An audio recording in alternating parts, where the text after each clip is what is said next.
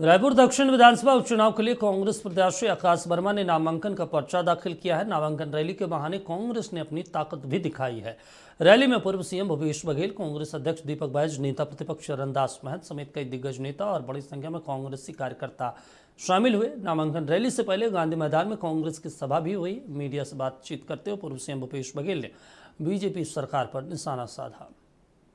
जन सैलाब के साथ और तमाम हमारे वरिष्ठ नेताओं के साथ कांग्रेस पार्टी ने आज दक्षिण विधानसभा के उपचुनाव के लिए हम लोगों ने नामांकन भरे हैं और निश्चित रूप से ये जन सैलाब और युवाओं और सभी लोगों के उत्साह को देखते हुए ये स्वाभाविक है कि हम दक्षिण विधानसभा की उपचुनाव को हम इस समय जीतेंगे और 35 साल का रिकॉर्ड, 8 साल का इतिहास इस समय कांग्रेस पार्टी बदलेगी।